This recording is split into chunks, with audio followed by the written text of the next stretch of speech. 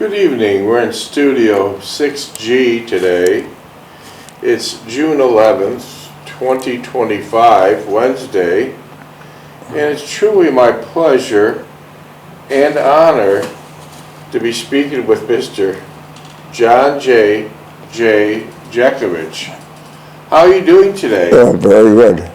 I like your new clothes. You look What very new fancy. clothes? These are all old clothes. That's a new sweater. I got your system down. You don't wash them. You buy new stuff every day. Yeah, new stuff every Your day. closet's the size of someone's bedroom. Yeah, you can But buy anyways, you're looking. 747 in there. Yeah. Anyways, you're looking chipper, and you're looking very nice in your new clothes. I heard you had a nice visitor today. Amber, yeah. What'd you guys do? Well, she didn't stay long. She was teaching surfers. She's what? She was teaching surfers. Oh, well, a kind girl. Yeah, Amber is Mr. Jeckovich's great-granddaughter. A beautiful young lady. She's still cleaning houses, though. Uh-huh. Very refreshing to see a young person that's Christocentric and not egocentric.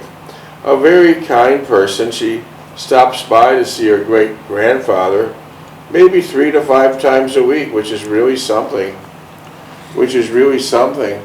While everyone else is eking out a living and selfishly staying to wherever they might be, and they just don't have time. And that's been going on for the last probably 15 or 20 years. Mr. Jeckovich's generation was termed as the greatest generation others because they had great empathy for people.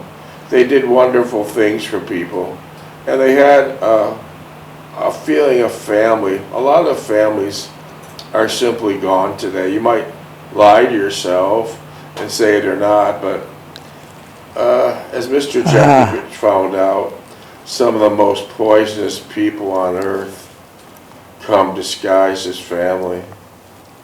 Some of the most poisonous people on earth come disguised as family.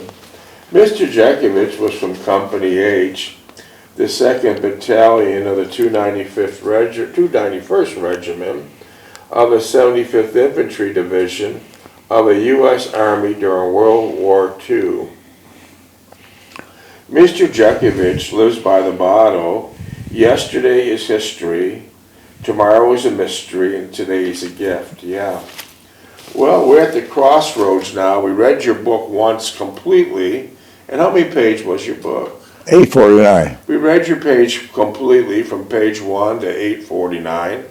We're on the second time around. We're on chapter 6, and that's when you're on furlough before you get sent overseas. The first week you spent with your mother and sister in Niagara Falls, New York, and the second week you spent with Ann Mahaney in Owensboro, Kentucky.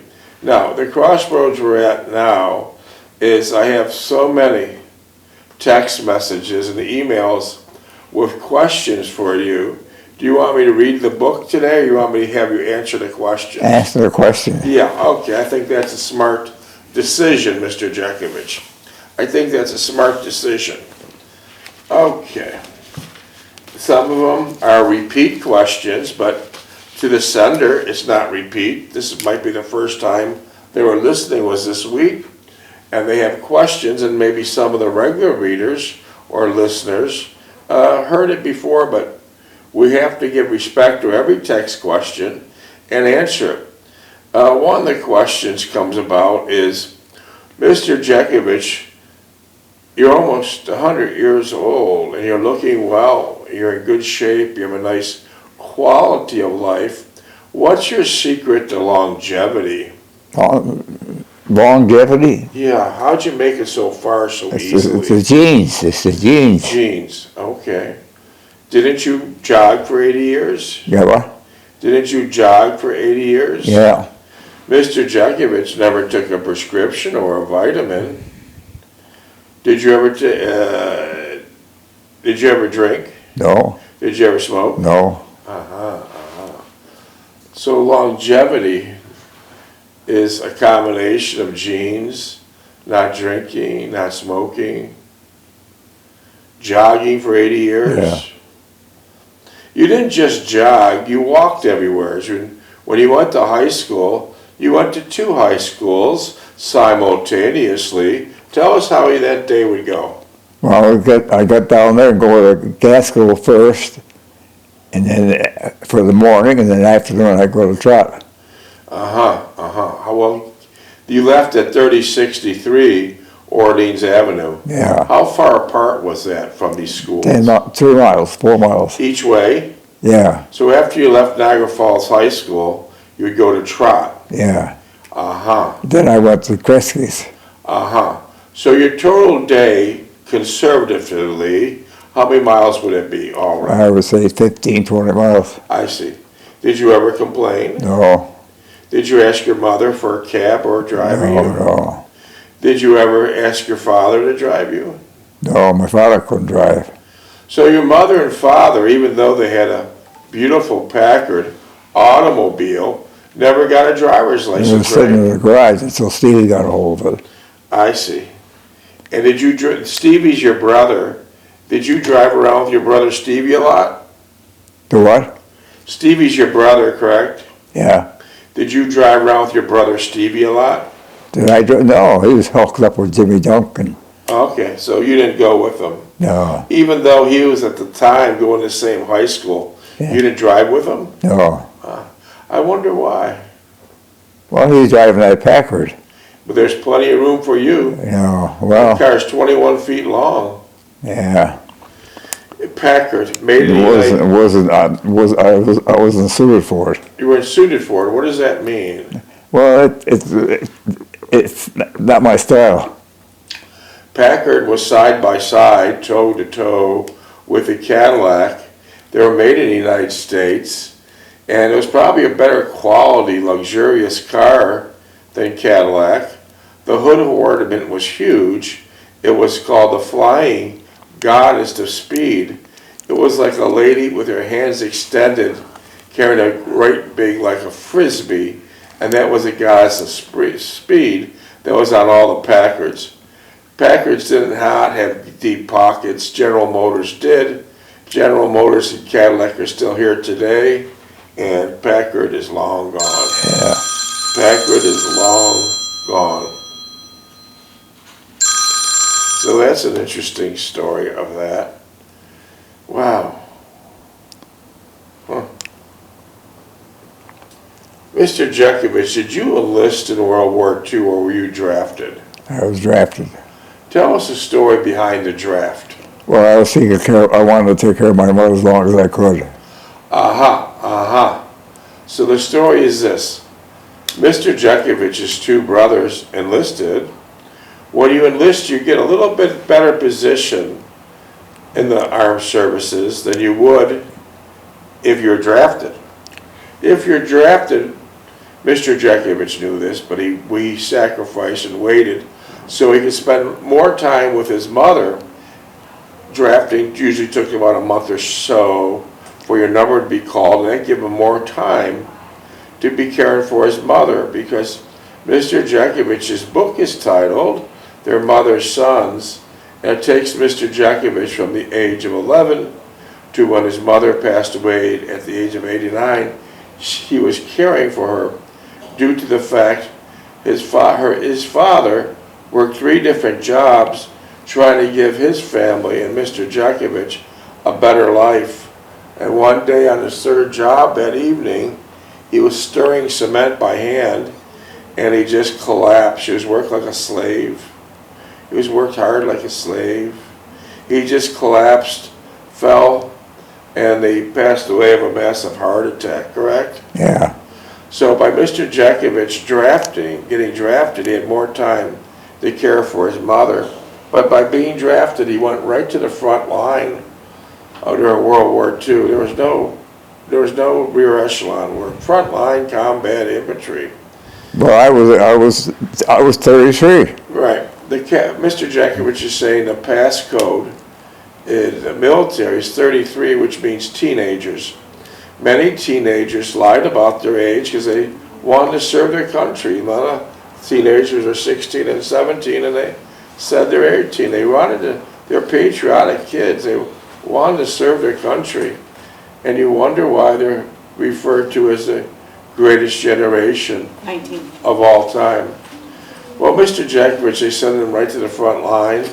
And during that time, in the Battle of the Bulge, which was a horrible, bloody battle, he was shot up by a sniper. He was beat up, stabbed, bombed, Lost a hip. lost a hip, trench foot, frostbite. And bomb with a dirty bomb. Tell us what a dirty bomb was. They would, the Germans would put screwdrivers, razors, stuff in that, and then the more stuff they put in, it was loose. Then when it went out, when they exploded it out, it just shoot out all over. So it was a real nasty device, and Mr. Jeckovich still has that shrapnel from that dirty bomb in his body today. Can't remove all of it in bad spots. So what happens when you try to go on an airplane? The bell goes off. I gotta slip. My shoulder slip. That you have shrapnel in your body. That's the same bomb that took out Mr. Jekovich's fighting buddy, Donald Lake. He got hit directly by it, blew his head off.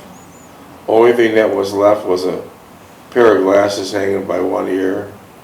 Mr. Jeckovich wrote a beautiful letter to Donald Lake's mother and father, who lived in a small town in New York, and let them know exactly what happened. And it was a really sad story.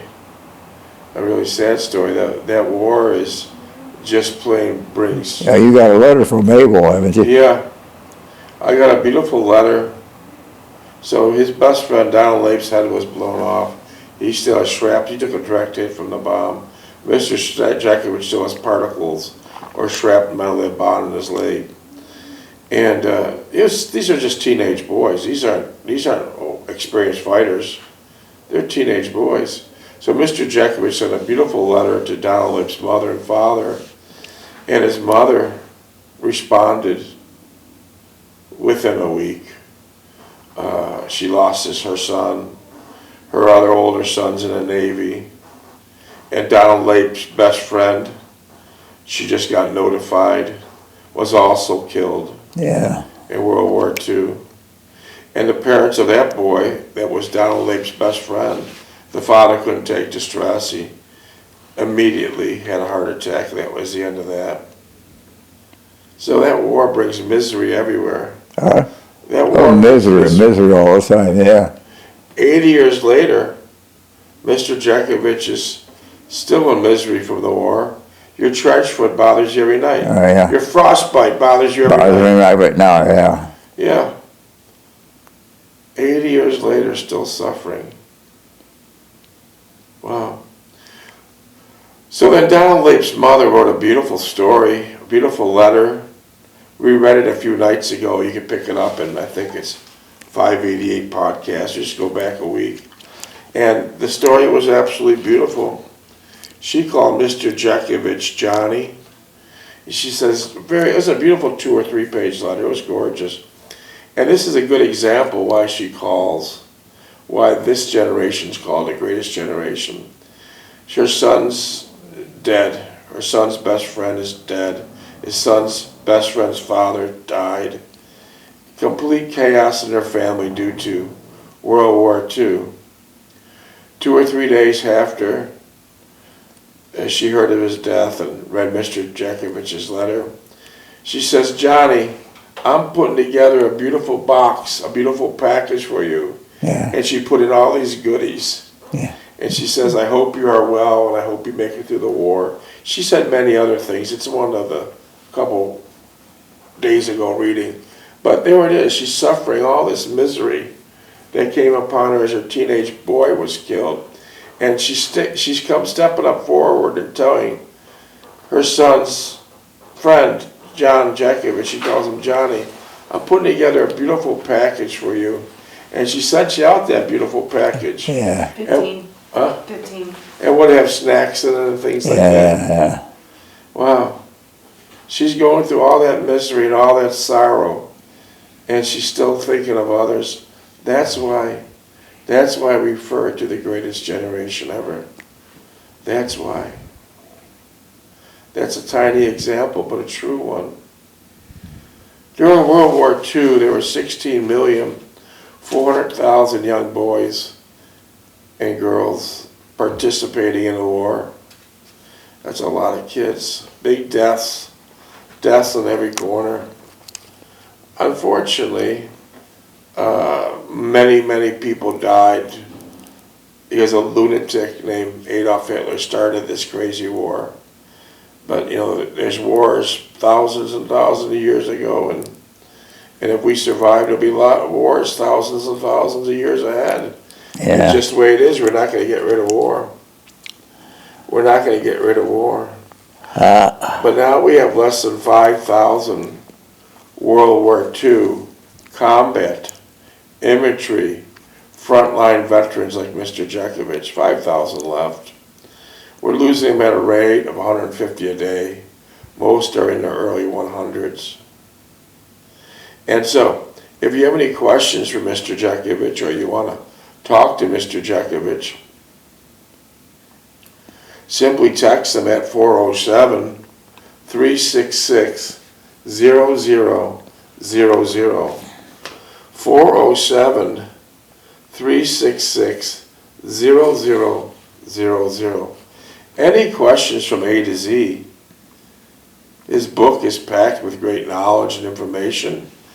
And was the book about making money? No. Is the book for sale? No, never was for sale. No.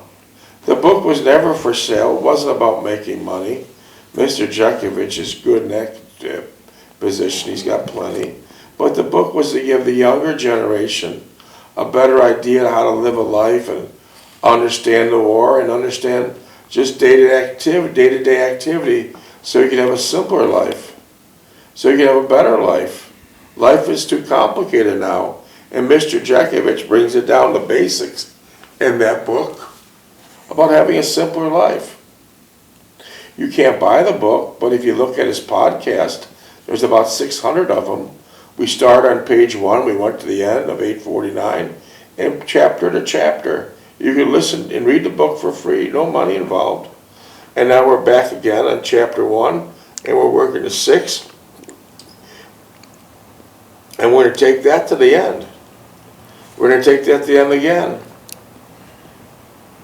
So any question you might have, Mr. Jeckovich's mind is like a library. Let's just pick a random subject like marriage. How many years were you married for? 69. So there you go. He's got great experience. Mr. Jeckovich, when he proposed to his wife, Delphine Stulak, in the Roman Catholic Basilica in Tonawanda, New York, she accepted his hand in marriage, and they both walked together to the altar in the Basilica, and they said a short prayer for a long and happy marriage. How'd that work out? What? How'd that prayer work out?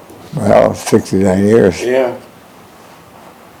So little things in there about marriage and ideas. Well, then, Mr. Jeckovich had many businesses, and he worked at Kilman Clark for 35 years.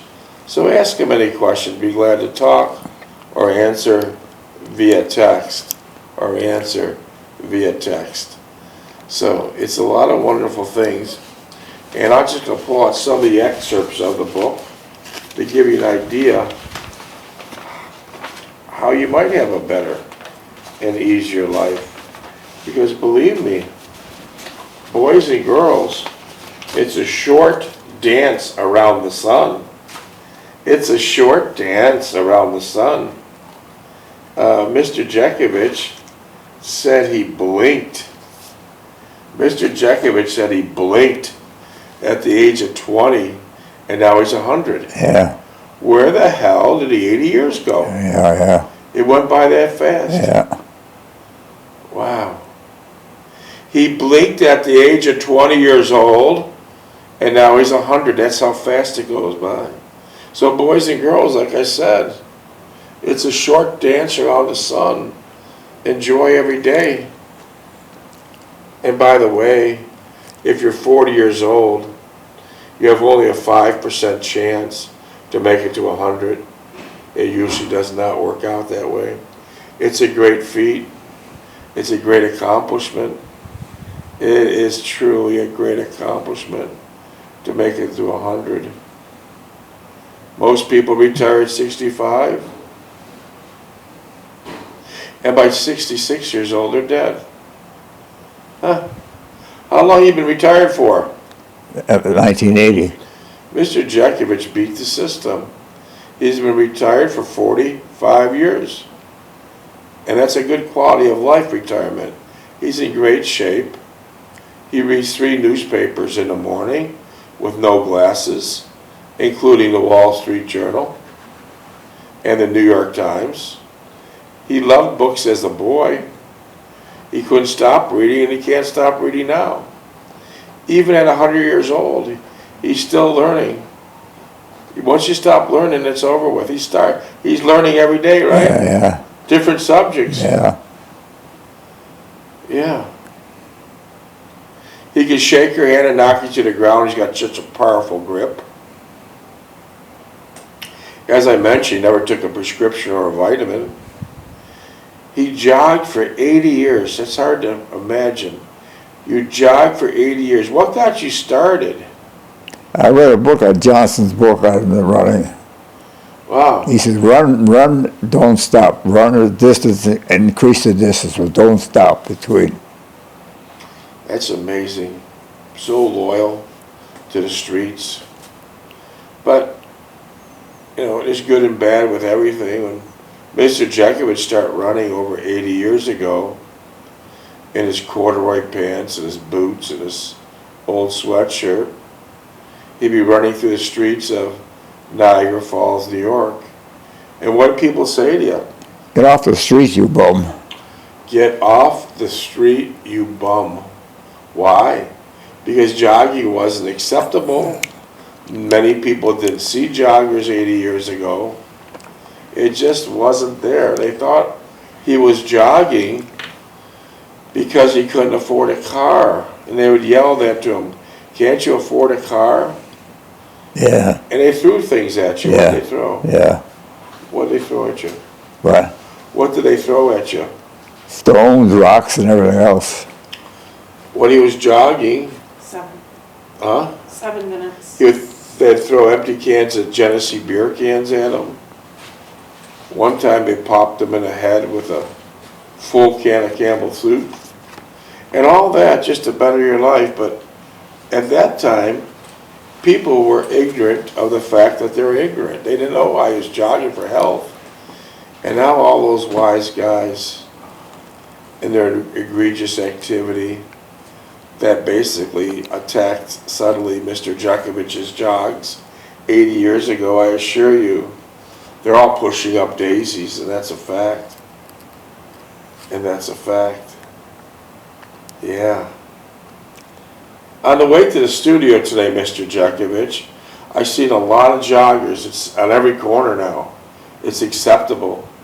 And most of the joggers were wearing very, very expensive uniforms, like a neon tight pants, matching socks and sneakers, jacket, matching hats even.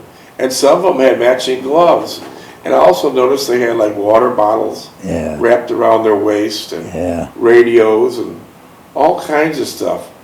As you got into jogging, 70 years later, did you dress yourself up like that? No, I wore a pair of pants, a sweatshirt, or corduroy pants, and sneakers. And that was it? Yeah. Why do you think these people have to have showing off? They're showing off. Showing off. So they have to have this uniform to show off. Yeah. When you're doing it primarily to get exercise. Yeah. To get exercise. Let me just read you briefly some of the excerpts from Mr. Jeckovich's book. They give you an example of different ways to have a simpler life. Just a couple. Maybe more than a couple. Maybe depending on the time. This is what he's speaking to his grandkids and great-grandchildren. I really I really like for them, being his grandchildren, grandkids, I really like for them to know about hand-me-down clothes and homemade ice cream and leftover meatloaf sandwiches. I really would. I hope you learn humility by being humiliated, and that you learn honesty by being cheated. I hope you learn to make your own bed and mow and wash your car. This is a very important one. I hope, and I really hope nobody gives you a brand new car when you turn 16. That's not good. Don't do that. Don't give a kid a brand new car at 16. Let him earn it. His life will be better. It'll be good for you at least once to see puppies being born and your old dog put to sleep. I hope you get a black eye fighting for something you believe in. I hope you share a bedroom with your younger brother, and if you have to, draw a line down the middle of the room. But when he wants to crawl under the covers with you because he's scared, I hope you let him. When you want to see a movie and your little brother wants to tag along, I also hope you let him. I hope you have to walk uphill to school, and I hope you have to walk uphill to school with your friends, and that you live in a town where you can do it safely. That's very important. On rainy days when you have to catch a ride, I hope you don't ask your driver to drop you 2 blocks away so you won't be riding with someone as uncool as Mom.